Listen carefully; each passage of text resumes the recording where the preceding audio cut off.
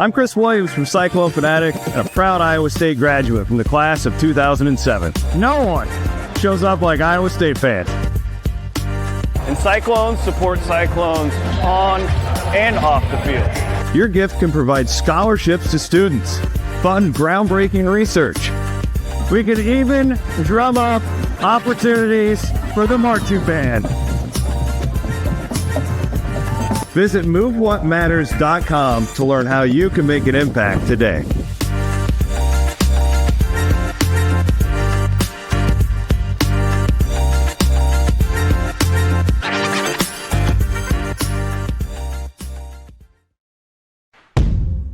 Chris Williams, Brent Blum. From the Northwest Bank Studios, it's Williams and Blum, presented by Mechdyne on the Cyclone Fanatic Podcast Network. Hello and welcome to Williams and Blum on a Wednesday.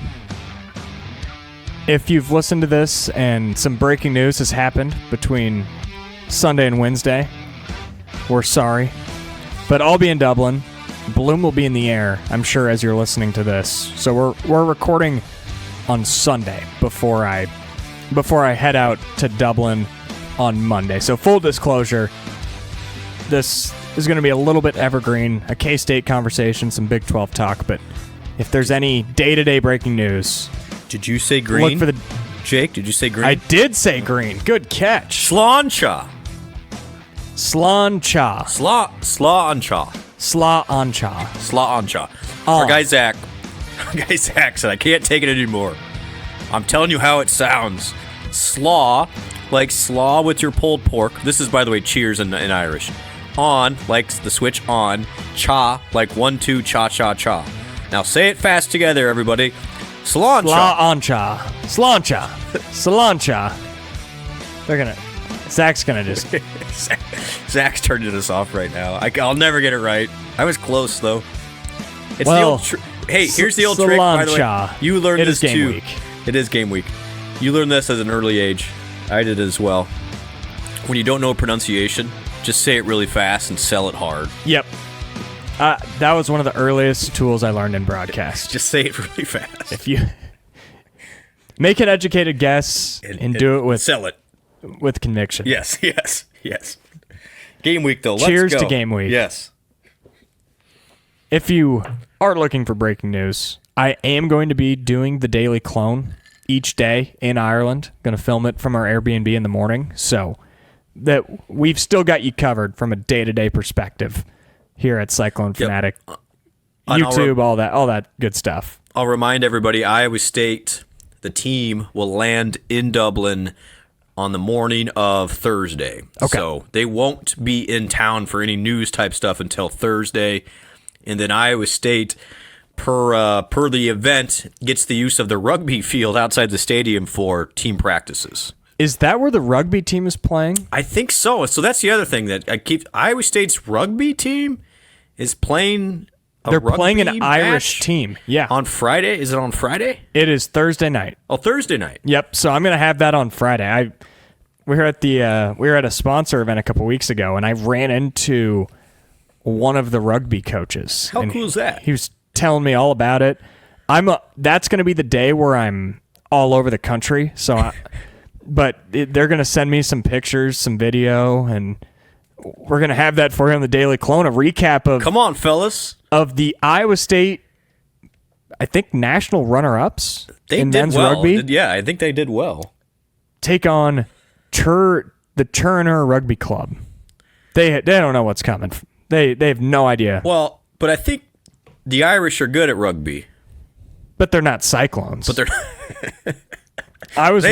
They haven't seen a couple Midwestern kids, coming up there playing rugby.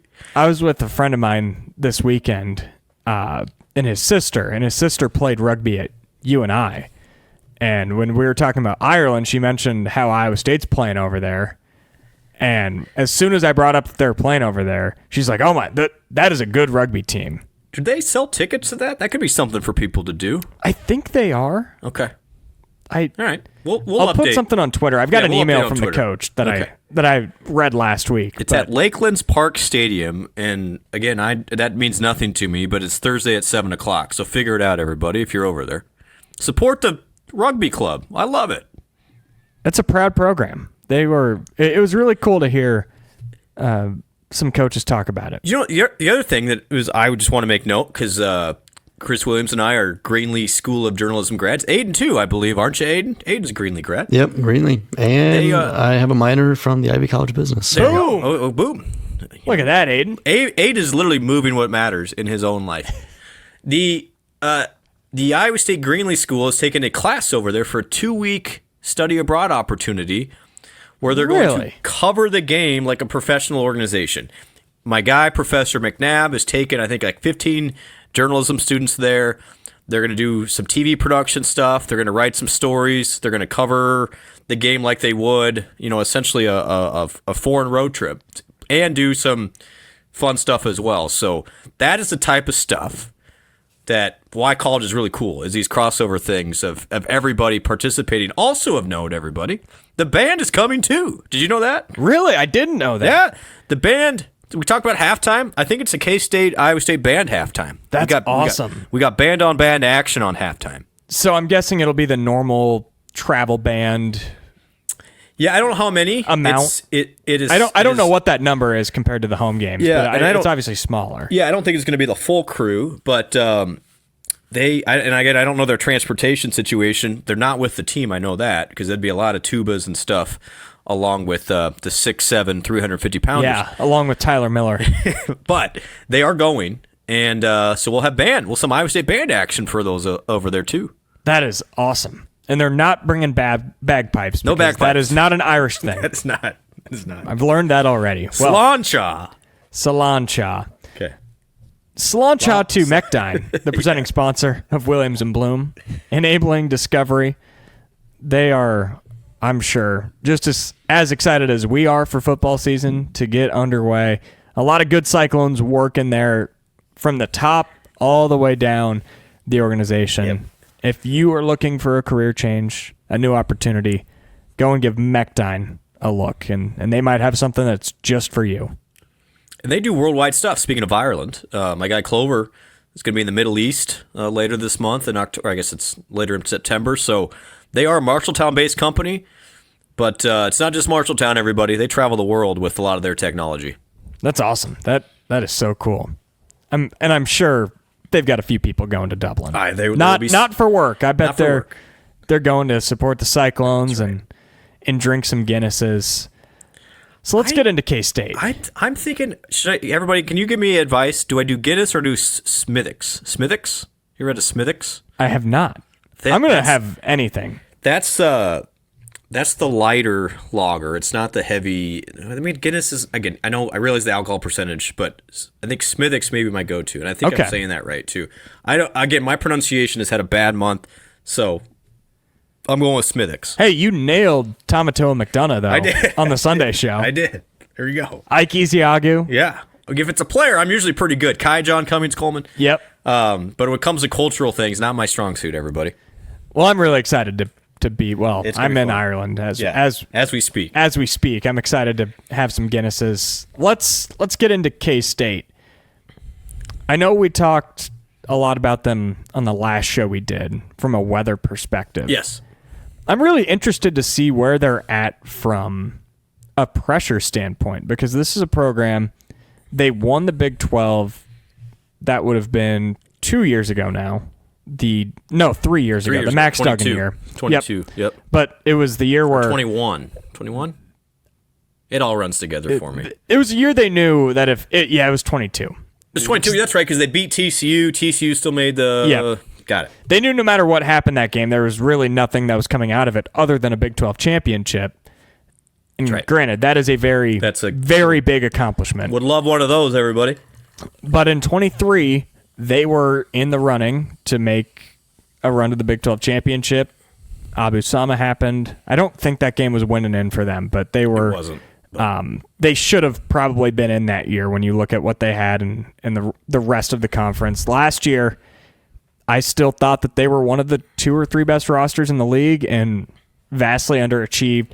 I'm interested to see where their fan base is, where their staff and their players are, because they do have Avery Johnson. And Avery Johnson, when from a national standpoint, it's him and Levitt that are the 2 most well-known, the No 2 doubt. most highly thought of quarterbacks, and he's got to live up to it.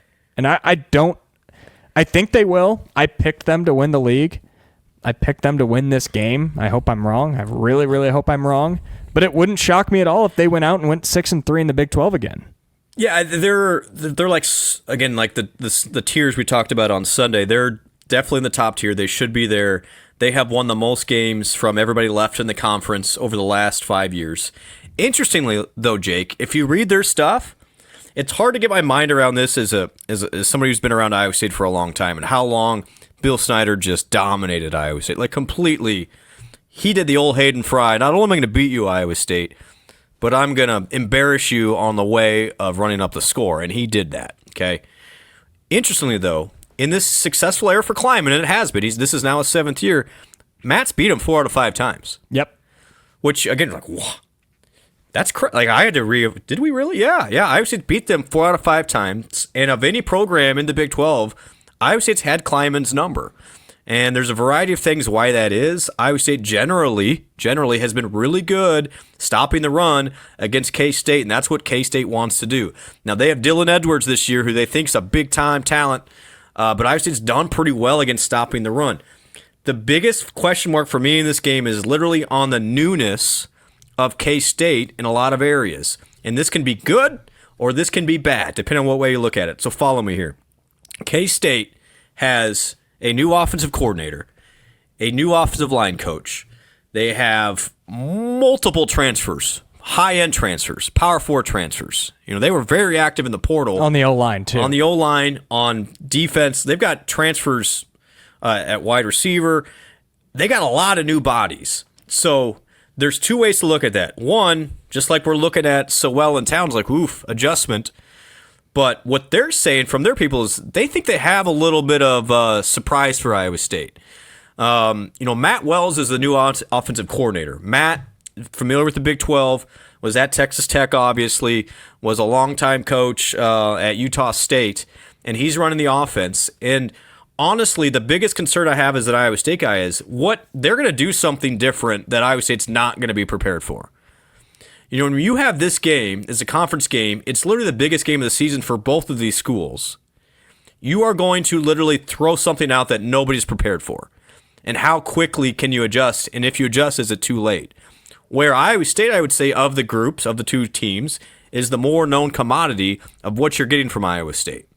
Haycock's not going to probably do a whole lot of different bells and whistles. Now, there'll be some exotic packages. Hopefully you catch K-State off guard. But I do not know what to make of that K-State offense. It sounds as if this year they really want Avery to throw it a lot more.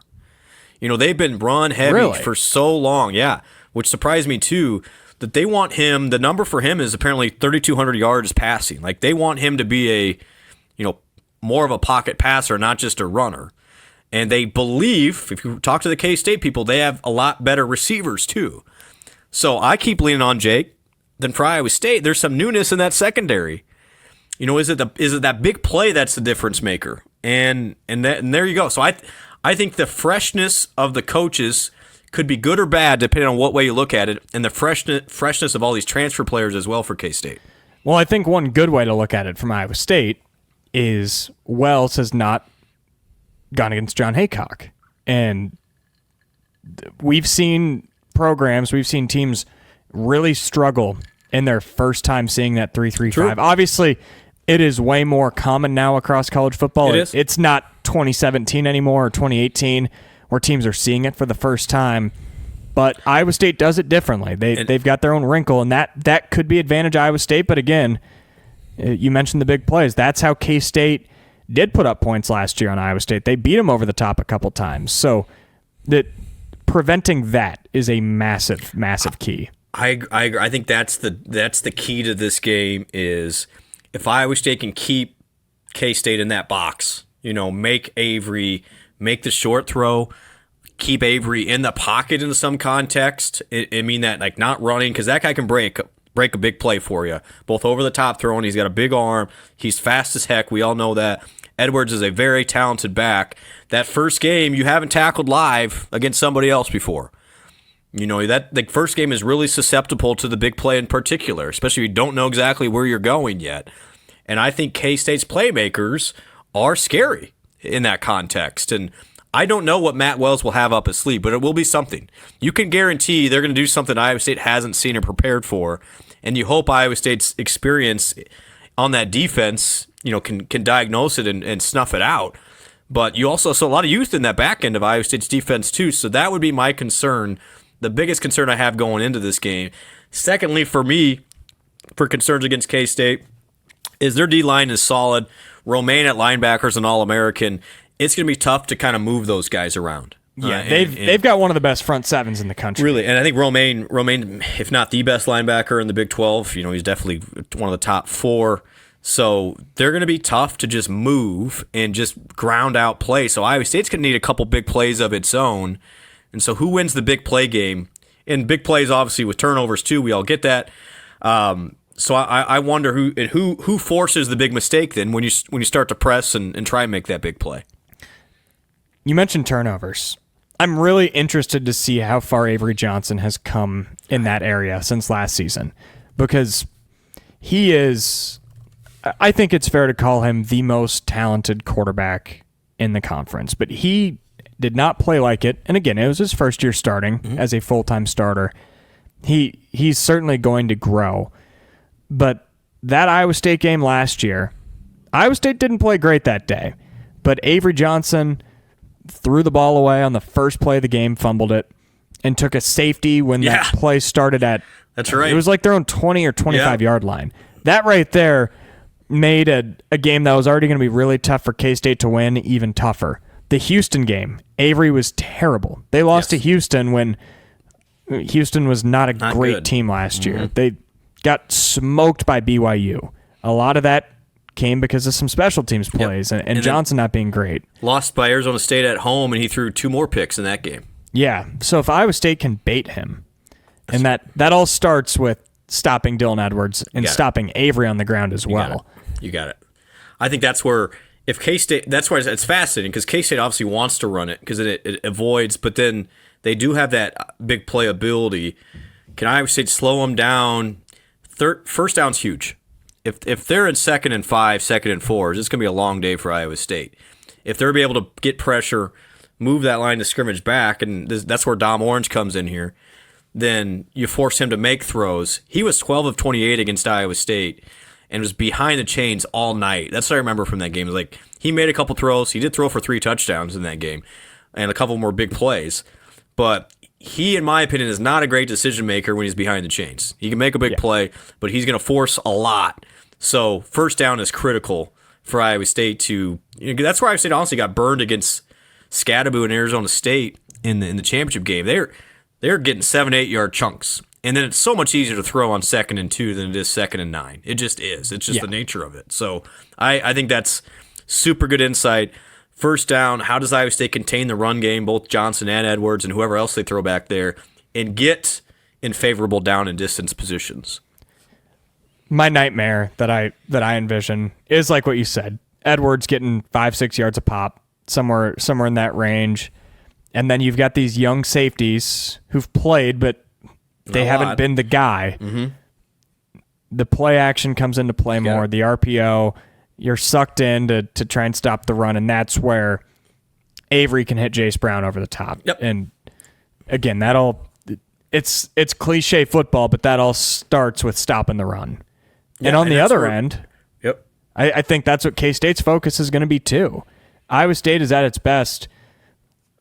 Rocco is at his best when there's a bit of a run game. No doubt. When it's not forced to go throw 40 times a game. When Carson Hansen is doing his thing, getting those 6-yard chunk plays, and Abu Sama hits 1 or 2 big plays a game, that makes life so much easier for everybody else on the offense. You got it. Yeah, I think that's where who wins that first down is huge for both. I do not want Rocco throwing 45 times in this game. I just don't. That's not a good sign. And Carson Hansen's been great. Abu's been great in camp. Those big guys, though, they got. I know it's gonna be hard, but those guys gotta move people and get Rocco into some favorable spots, and then you let him make his plays. But you look at even like the Kansas game a year ago. Rocco's in a lot of 2nd and 11, 2nd and 12s, and I don't care who you are, it's hard. Even if you had Jalen and Jaden, it was hard to manufacture that many plays. Same with the Arizona State game. You get behind, and the issue with K-State, again, the way they can control it with their ground game, you get behind, it's going to be hard. And so you can't get into the situation where you're down 10, you're down 14. We saw that, again, too much with Iowa State a year ago, where you get in these deficits and you try and play back. Now, they did last year. But I don't think you want to do that in Dublin in game number 1 against a Chris Kleiman, Matt Wells coached offense. What I think is fascinating is how similar K-State and Iowa are built. I know K-State's offense the last 5 years has been substantially better. Yep. But when you look at like the Nate Stanley and the CJ Beathard, why has Campbell done so well against Kleiman and struggled so much against Ferentz when it is such the keys to the game are the exact same? We know K-State's going to be able to run and stop the run. It's fascinating to me. I don't know what the cause is. It's a great point. I need to look deeper in the numbers last year, but generally, obviously, Abu went nuts against the snow game. Was the snow game. Like I'm not taking a whole lot from that because it was such a crap show that the snow dictated a lot, and obviously Iowa State played really well, made a lot of great plays, but the footing was so terrible you couldn't get a whole lot of the scheme stuff. And then, last year in that game, Iowa State wins by 8. And, I'm trying to remember, Jake, Rocco did not have a good day at all. Rocco completed like 40% of his passes. Bad. And, but looking back, I bet you would, if I told you this, would this surprise you? How about this, everybody? Abu Sama, 15 carries, 81 yards. In that game against K-State. he had a couple really, really nice runs. Yeah, he had a 33-yarder. In the second and third quarter. Carson Hansen, 13 for 58. If you're telling me if I'm getting 140 from Hansen and Abu, sign me up. That is a great sign. I'll bet a few Guinnesses if we get that stat line that the Cyclones come out on top. That is no matter what else happens. Correct. Unless there's 6 interceptions in Rocco's stat line, which I don't anticipate. I don't either. But that's why, even with those new receivers, it doesn't matter if Abu and Carson can run it. And I know it's only 4.3 yards per carry. If I'm getting 4 yards per carry against K-State, I love Iowa State's chances. I really do. That's kind of my magic number for Iowa State. Is you got to control or at least make some progress on the ground first and foremost, because it's even with those tight ends and some of the new weapons at receiver, I think Carson Hansen's Iowa State and Abu, I'll put them both in there, is Iowa State's best known commodity in game number 1 of what it can get done today or on Saturday. As I think more about my question, I think a lot of this might come down to Iowa State has just generally been better year in, year out the last 5 years. 2020, K-State was terrible. Yeah. I think that game was 45-0. 21, K-State was down again, and Breece Hall just took it to him. First play of the game. 22, that's a game Iowa State should have won. I still don't. You could look at that either way. And the last 2 years have been what they've been. Good point. Because, that was also the game. It was maybe the most incredible play that Anthony Johnson? Yeah. That's what? I'm in the Sukup end zone. I'm like, what just happened? Like, he stripped the guy at the 1-inch line when they were going to go in and maybe run away with it. But then, you're right, K-State still won the game. Hutch dropped an easy one that may have set up the potential game-winning drive. Yeah, anyway. Yeah, that game, the season wasn't lost yet either. That was kind of the that game was early October. Good point. Broke. It did. There was the Baylor garbage game where didn't Freeler get ejected early? Something like that. And no, it was Malik for who got ejected. Good point, Jake. Who was that? Or it might have been a linebacker. Either way, there was a bad ejection early. Yeah, I was so mad. And then it was 3-0 or 2-0. Yeah, it was 3-0 coming off of the Iowa game, and then the Ohio beatdown, and then the We're way off topic. Then it was the KU game, I think, and came back and beating K-State would have been a great way to turn the season around. But that is a long time ago. Yes. But that still goes to show that the worst team in the Matt Campbell era since 2016 almost beat the K-State team that won the Big 12 championship. They won the title. Yeah, and that was with Martinez was the quarterback, and they didn't do much. I mean, they really didn't. It was 10-9. The game was 10-9. Yeah, that was an ugly game. Yeah. Sign of things to come that year. Well, that's a good point. Like, even though K-State's been the most successful program, that's why I think a lot of people are picking them to win the league, and I get it. Like, I respect that line of thinking. Is they have done this every year since 2020. They've been in the mix.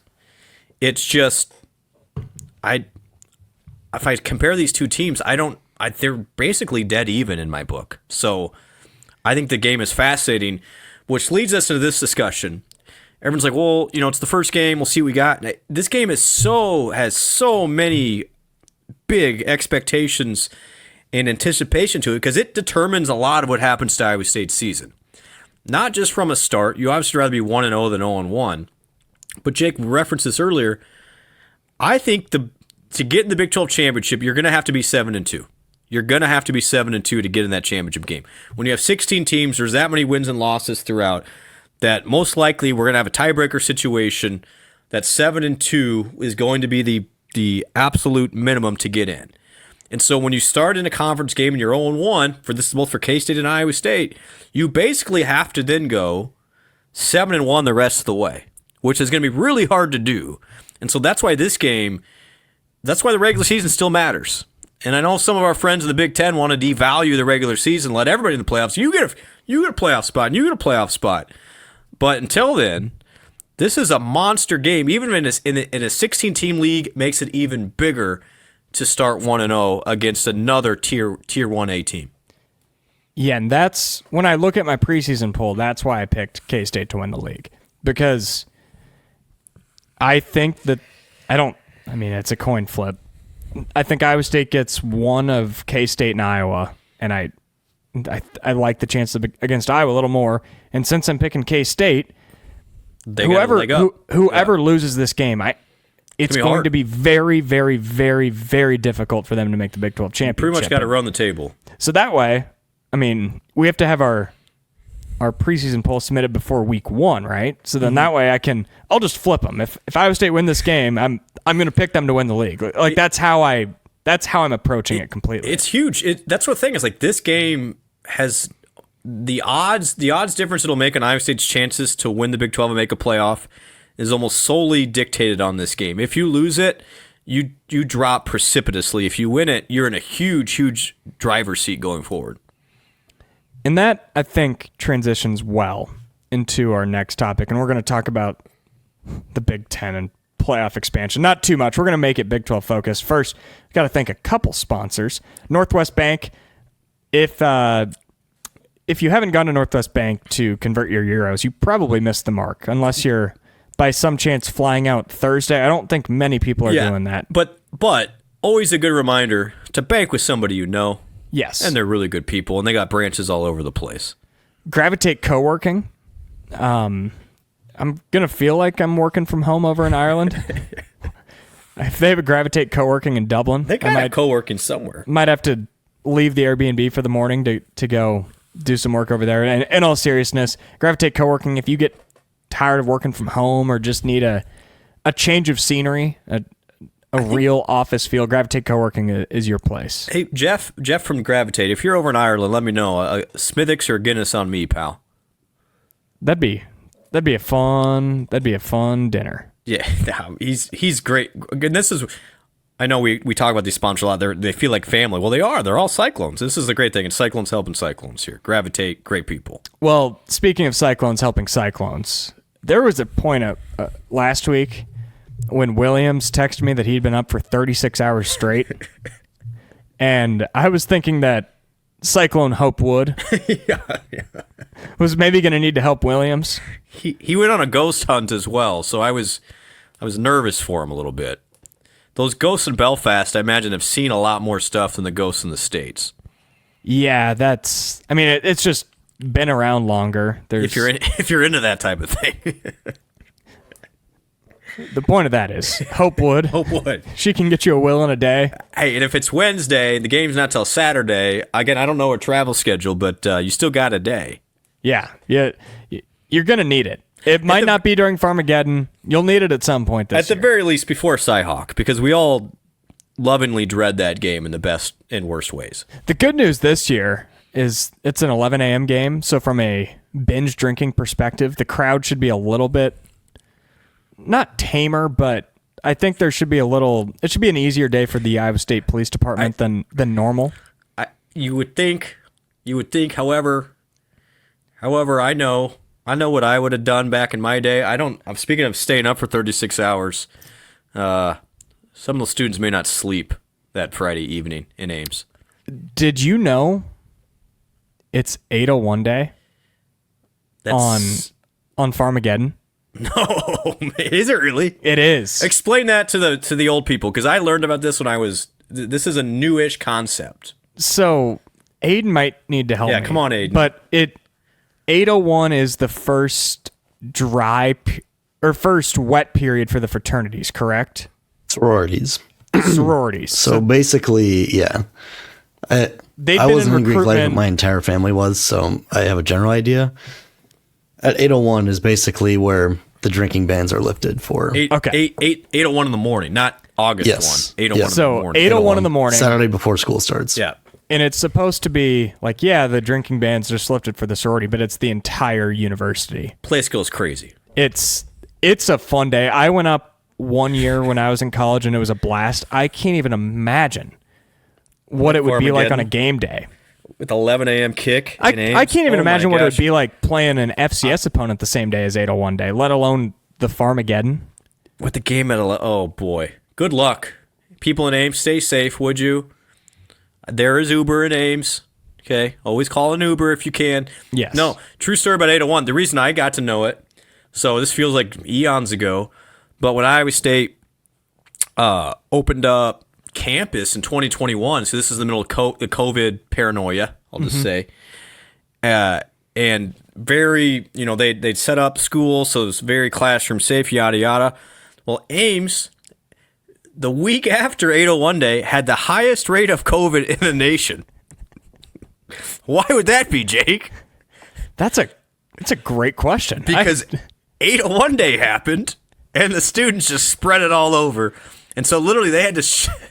Classes didn't start right away because of 801 day. I do remember that. That was not the year I was at 801. Don't worry. That was 2020, right? Because that was my freshman year. Or was 2020? Yeah. It was 2020. It wasn't 2021. Yeah. I remember we were the COVID hotspot of the world. Yes. Not just the United States. No. Put that on. It's because all the kids in Iowa City had nothing to do, so they came over to Ames and then spread it everywhere. So that sounds about right. And unfortunately, though, again, I don't know if the football players were involved in 801 day. I'm not accusing anybody of this. But a few Iowa State football players got the COVID, started to spread it around the team. And literally one of the reasons Iowa State lost to Louisiana is a lot of those guys had not practiced for like 2 weeks up until game week. Now, Louisiana kicked the crap out of Iowa State. I'm not admitting that's all COVID. But again, what a weird game. I'm going down the deep dive here. Because of 801 day, Iowa State was able to stay pretty healthy throughout the COVID season and ended up winning the Fiesta Bowl. Yeah, because they got all the 6 months immunity. Yeah, got it out of the way. So you could argue 801 day is tip of the cap for the Fiesta Bowl victory.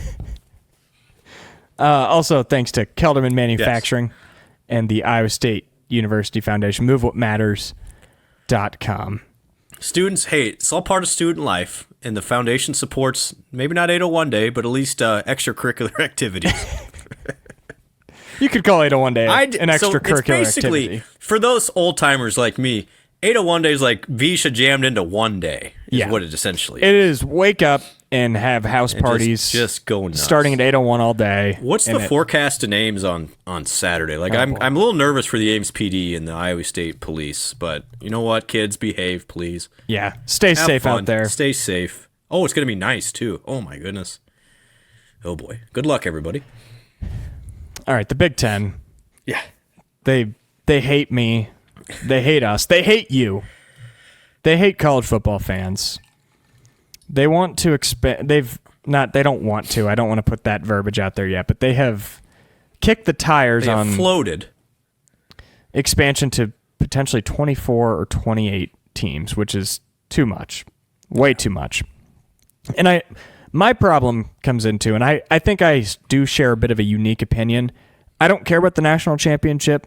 I don't really care that much about the college football playoff. I watch it, but I don't treat the college football playoff like I do the NFL playoffs or the NBA playoffs or March Madness to a lesser extent. I just view it as, well, it's the top 10 schools in the country invitational, not necessarily the top 10 teams. Got it. Yep. And the way I view it is the best part about college football, maybe the best part of any sport, is the college football regular season and how much it means week to week. I keep going back to last year, Michigan knocking off Ohio State when they were 5-7 or 6-6 going into the game, and it would have knocked Ohio State out of the playoff in any other year, and how monumental that meant, making it 4 straight wins over Ohio State, but it doesn't matter because Ohio State gets in the playoff anyways. That's why I even hate the 12-team playoff. I would rather go back to 4, 6, or 8, somewhere in that range. Mm-hmm. And 24 makes that even worse because a 6-3 K-State team, they're in no matter what. They're in that top 25, and that's bad for the sport. It waters down the regular season even more than it already is. And if the college football regular season is watered down, what is the sport? To me, it's a much, much worse product than it was before. Well, to be honest, Jake, this 24-team playoff is a way to get a Super League without a Super League because you just basically remove the league out of it and you just turn it into an invitation or a playoff. Now, so why? What's the interest level here? Like, I always remind people when I give some talks that college football, it makes a lot more sense if you consider that college football is a TV product. Okay, let's start and stop there. If you consider that way, this all makes sense. Because what gets more viewers, a regular season game, Jake, and I'm not saying you and me, but I'm saying for the casuals, a regular season game or a playoff game. The playoff game is going to get 3x the viewers a lot of times than a regular season game. Well, who wants more viewers? TV. Who paid for it? TV. Who's the Big Ten trying to keep happy? TV. Fox. TV. Because ESPN right now has the playoff. So Fox isn't getting any of that action. Fox wants some of that action. So if you add teams, logically Fox gets involved. They get more viewers. They sell more advertisers. They don't care. The TV people do not care about, your quality product as a fan because they know you're going to watch anyway. They know you're watching that playoff game. In a weird way, TV wants to devalue the regular season because, quite frankly, except for those huge matchups, it doesn't do much for TV. Now, all those games are on because they have to be, but the real money is made in those 8 to 15 big-time matchups and then the playoff or the championship games.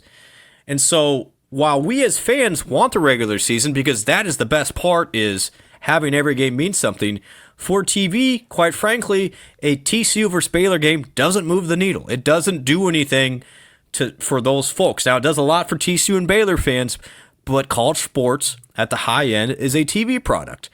And so they're not looking out for you. They're not looking out for the betterment of the game. They're like, how can we get as many people as possible to watch these games? And because if we throw a playoff label on it or a play-in game or a championship game in the Big Ten or whatever, they do the 4 play-in game things, they know you're going to watch.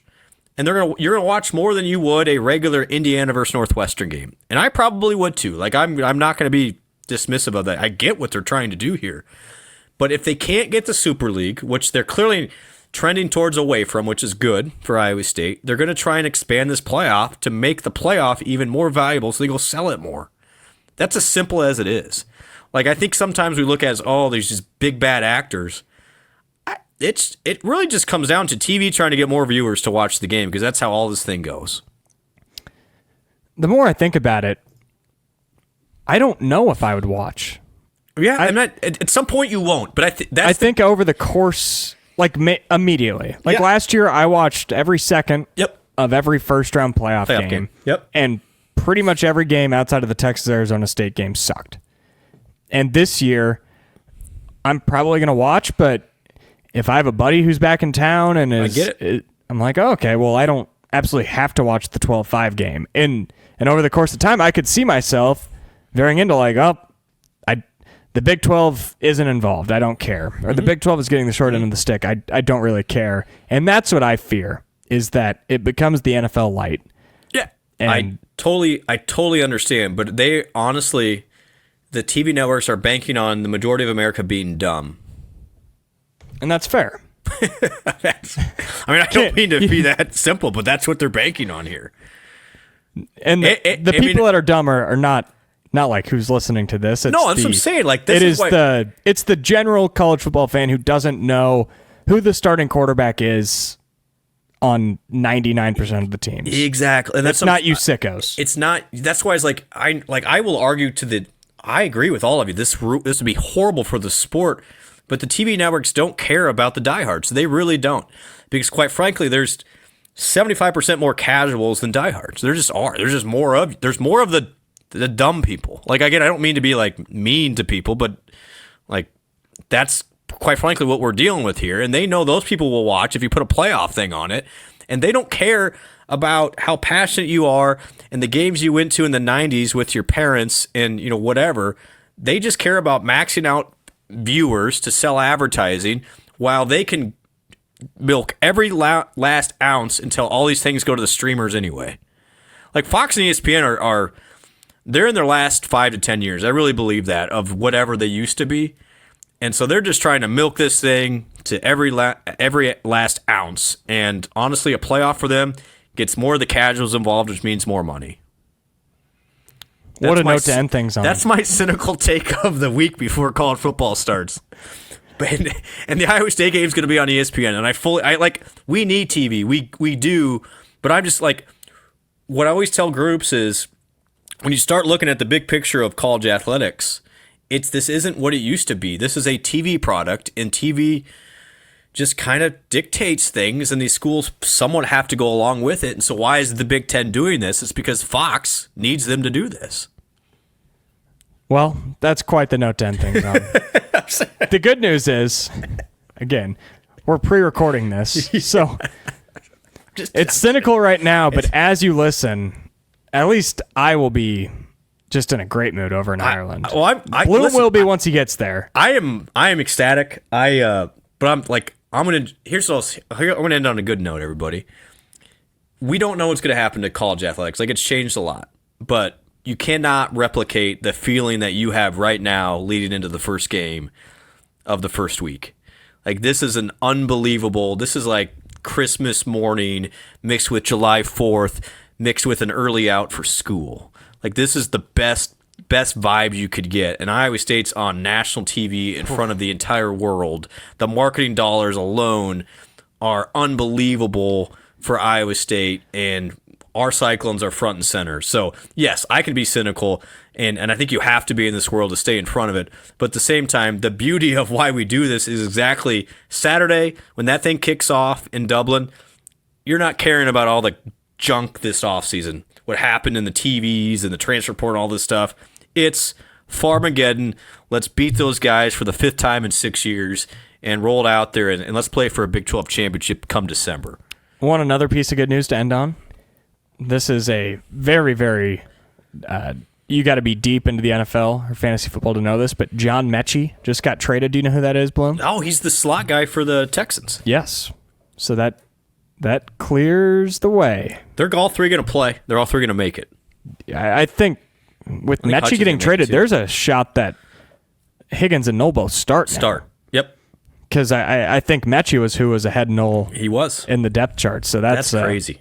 Houston Cyclones. The Houston Cyclones. Let's go. Between now and the season, if Jerry Jones does one more thing to piss me off, I might be might be converting. Agent. The Tex Clones. No, I'd say I look forward to seeing you all in Dublin. Come say hi to Jake or I if you see us. Again, thank you for everything, and guys, we made it. I can't wait for this football season, for this entire athletic season, and it's going to be pretty special. But let's start 1-0. It's going to feel a lot better than 0-1. Let's do it. This was fun, Bloom. I don't know the next time that we'll talk to you on this podcast, because Williams is actually going to start working again. Allegedly. Chasing ghosts. But thank you for supporting Cyclone Fanatic and Williams and Bloom. It was a long off season, but we got you here. We'll be back with Williams and Bloom on a Sunday. Check out all of our game coverage at CycloneFanatic.com on Saturday.